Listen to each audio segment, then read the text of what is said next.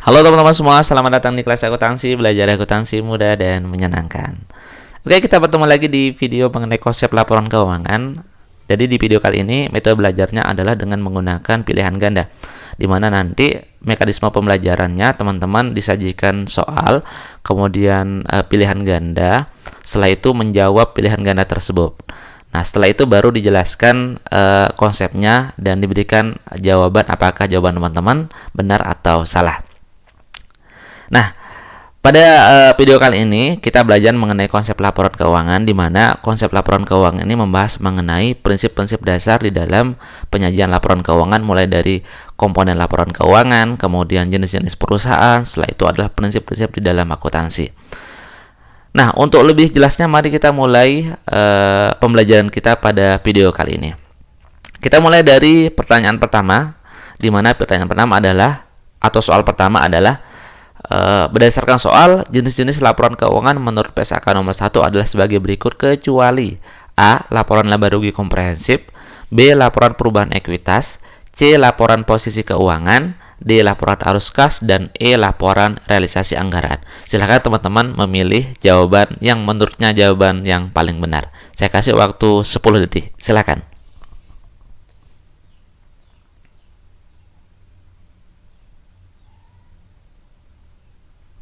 Oke, waktunya habis. Oke, sebelum kita menjawab pertanyaan ini terlebih dahulu, kita bahas mengenai konsep laporan keuangan atau jenis laporan keuangan menurut PSAK nomor 1.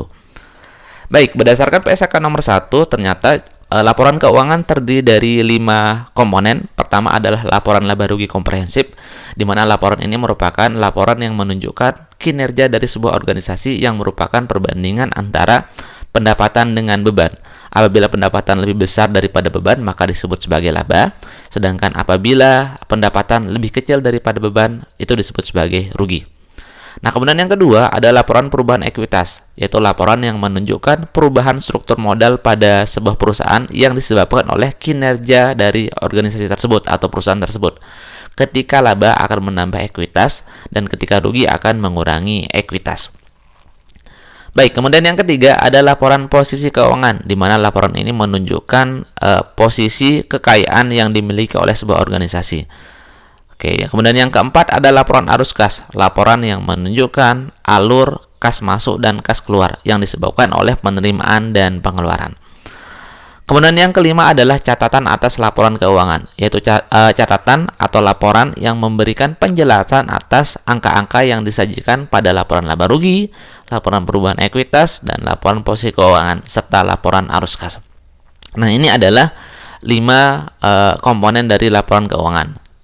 Kita kembali ke pertanyaan. Oke, berdasarkan pertanyaan, jenis-jenis laporan keuangan menurut PSAK nomor 1 kecuali. Oke, tadi sudah dijelaskan ada 5 komponen laporan keuangan. Ada laporan laba rugi, ada laporan perubahan ekuitas, ada laporan posisi keuangan atau neraca, kemudian ada laporan arus kas, dan ada catatan atas laporan keuangan. Berarti yang jawaban A ini adalah komponen laporan keuangan, berarti bukan jawabannya. Yang B, laporan perubahan ekuitas, ini merupakan komponen laporan keuangan, berarti bukan jawabannya. Yang C, laporan posisi keuangan, juga ini termasuk dalam komponen laporan keuangan, berarti bukan jawaban yang dimaksud pada soal nomor 1. Yang D, laporan arus kas, ini juga termasuk komponen laporan keuangan, berarti bukan jawabannya. Nah, jawaban yang benar adalah laporan realisasi anggaran. Jadi laporan realisasi anggaran merupakan bukan komponen berdasarkan PSAK nomor 1.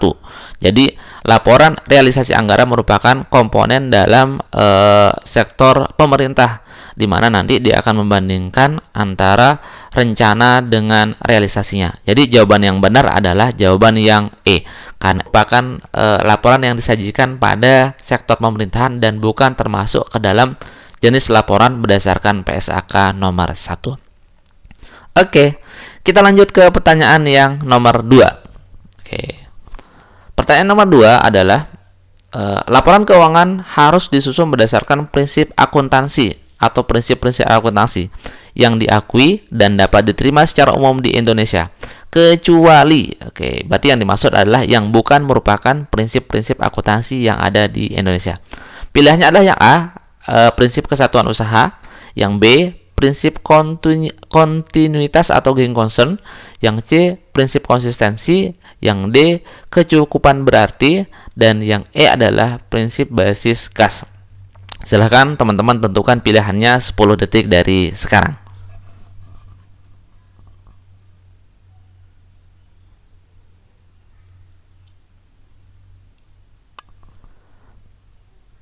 Oke, selesai. Oke.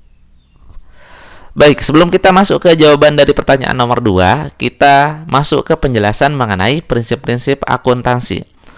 Prinsip akuntansi yang pertama adalah prinsip kesatuan usaha, yakni ketentuan yang mengharuskan adanya pemisahan yang tegas antara harta dan kewajiban perusahaan dengan harta dan kewajiban pemiliknya atau harta dan kewajiban pihak lain.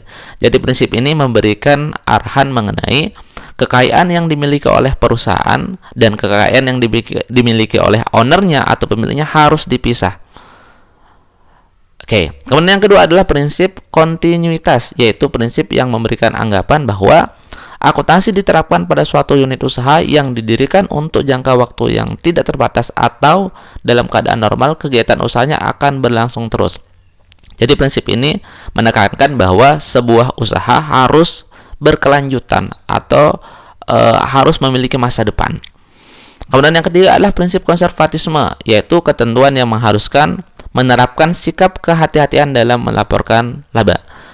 Jadi organisasi dalam proses penyusunan laporan keuangan harus memiliki prinsip kehati-hatian mengenai kapan pendapatan diakui, kapan beban diakui, sehingga secara laporan keuangan ketika melaporkan laba rugi itu benar. Kemudian yang keempat adalah prinsip konsisten, yakni suatu ketentuan yang menuntut konsistensi dalam menerapkan metode-metode atau ketentuan-ketentuan dalam penyusunan laporan keuangan. Jadi metode yang digunakan dalam proses penyusunan laporan keuangan harus konsisten. Misalkan di tahun pertama menggunakan metode penyusutan garis lurus, maka di tahun kedua harus menggunakan metode penyusutan garis lurus. Jadi konsisten penggunaan metodenya. Nah, ketika terjadi perubahan metode, maka harus diberikan penjelasan pada catatan laporan keuangan. Baik, kita lanjut ke prinsip berikutnya. Yang keempat adalah prinsip cukup berarti, yaitu prinsip yang mengharuskan dilakukannya pencatatan dalam proses akuntansi terhadap pos-pos yang dianggap cukup berarti. Jadi, ini berkaitan dengan prinsip material. Jadi, ketika nilai dari sebuah transaksi itu material, maka harus dilakukan pencatatan atau harus di-post, harus dicatat. Kemudian yang kelima adalah prinsip lengkap, di mana prinsip ini artinya bahwa laporan keuangan yang harus disajikan lengkap dengan keterangan-keterangan yang diperlukan sebagai pendukung serta tidak ada yang disembunyikan. Jadi laporan keuangan yang disajikan itu harus dilengkapi dengan penjelasan. Oke, itulah fungsi dari catatan laporan keuangan, nanti akan memberikan penjelasan atas angka-angka yang disajikan pada laporan-laporan sebelumnya. Kemudian yang keenam adalah prinsip dapat dimengerti. Maksudnya semua data dan informasi penting yang disajikan dalam laporan keuangan harus diungkap sejelas-jelasnya sehingga dapat dimengerti oleh para pemakai laporan keuangan. Nah, maksudnya adalah ketika proses penyusunan laporan keuangan harus menggunakan standar yang dimengerti oleh masyarakat secara umum, sehingga pemahaman dari semua orang yang membaca laporan keuangan itu satu. Jadi harus menggunakan standar. Baik, kembali ke pertanyaan. Oke, berdasarkan pertanyaan yang nomor 2, oke, jadi jawaban yang benar adalah yang A, kesatuan usaha. Ini adalah salah karena ini termasuk dalam prinsip-prinsip akuntansi. Yang B, prinsip kontinuitas, ini adalah prinsip akuntansi dan ini jawabannya salah. Kemudian C, konsistensi, ini juga prinsip-prinsip akuntansi dan jawabannya salah. Yang D, prinsip kecukupan berarti, ini juga prinsip-prinsip akuntansi, jawabannya salah. Dan E adalah basis kas. Basis kas itu bukan prinsip-prinsip akuntansi tapi metode pencatatan. Jadi jawaban yang benar atas pertanyaan nomor 2 adalah yang E, karena yang E bukan merupakan prinsip-prinsip akuntansi tetapi metode pencatatan di dalam akuntansi.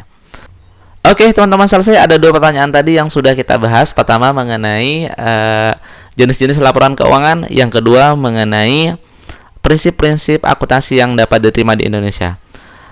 Terima kasih sudah menonton video ini. Jangan lupa like, comment, dan subscribe. Misalkan teman-teman membutuhkan video yang diperlukan untuk kita bahas, silahkan teman-teman komen. Terima kasih. Sekian. Assalamualaikum warahmatullahi wabarakatuh.